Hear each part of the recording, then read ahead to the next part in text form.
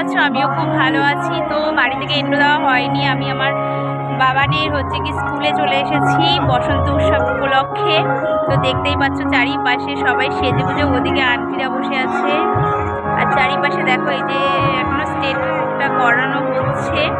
তো এই যে বাবান বসে আছে, তার পিসি, আর ওদিকে দেখো সবাই মিলে বসে আছে, সবাই নাচবে ওখানে। তো দেখতেই পাচ্ছ পুরো মাঠটা জুড়ে। তো চলো, প্রোগ্রাম শুরু হওয়ার পরে তোমাদের সাথে আবার দেখা হচ্ছে।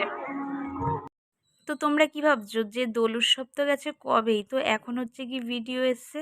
তো যাই হোক, আমি বলে দিই ভিডিওটা এডিট করা হয়নি, তাই অনেক দিনের আগেরই ভিডিও, দোলের সময় ভিডিও। তোমরা দেখো, আশা করি ভালো লাগবে। এই যে প্রোগ্রাম এখন শুরু হবে, তাই আমি আর বাবার সামনে বসেছি, তো প্রোগ্রামটা দেখতে থাকো।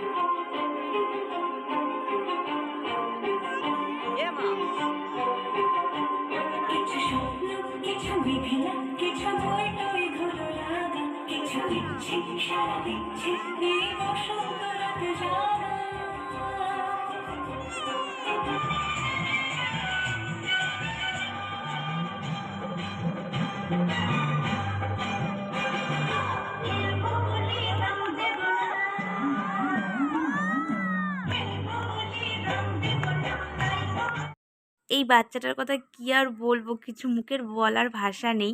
তো যাই হোক, দেখো এত সুন্দরভাবে নাচছে আর চোখ মুখে এত সুন্দর এক্সপিরিয়েন্স, মানে বলার মতন না। কোনো ভয় নেই, ডর নেই, নিজের মতন করে আনন্দেতে নাচছে আর আমাদেরকে এনজয় দিয়ে যাচ্ছে। তো যাই হোক, তারপরে আমি তো ওর নাচ দেখে মুগ্ধ হয়ে গেছি, তোমরাও নিশ্চয়ই মুগ্ধ হয়ে গেছো। তারপরে যাই হোক, ওর নাচটা কমপ্লিট করার পরে আমি একটুখানি গেলাম সবাইকে আবির দিতে। এই দেখো, আমি সবাইকে একটু একটু করে আবির দিয়ে দিচ্ছিলাম, কারণ মানে আগামীকালই হোলি, মানে চলে গেছে যেহেতু, তাও আমি বলছি আজকের দিনে রং না দিলে হয় বলো? মানে একটুখানি হোলি হোলি ভাবটা না আসলে হয়? তাই আগের দিনকে একটুখানি সবাইকে মিলে আবির খেলে বেশ মজাই লাগে। আমরা ছোটবেলায় স্কুলে অনেক আবির খেলতাম, ব্যাগে করে আবির নিয়ে যেতাম, সবাই মিলে একসাথে মিলে খেলতাম। আর কি, সব শৈশব, সব দিনগুলো এখন মনে হচ্ছে স্মৃতি হয়ে গেছে। তো যাই হোক, তারপরে আমি এসে আবার বসলাম। দেখো সবাইকে দেওয়া কমপ্লিট আমার, তারপরে এসে একটুখানি বসলাম আর আমাকে সবাই ভূত করে দিয়েছে, সেই লুকটা তোমাদের সাথে একটু শেয়ার করে দিলাম। তো অনেকটাই হচ্ছে রাত হয়ে যাচ্ছিলো বলে আমরা সবাই উঠে চলে এসেছি, আর এখানে এসে সবাই মিলে হচ্ছে গিয়ে দোল খেলছিলাম।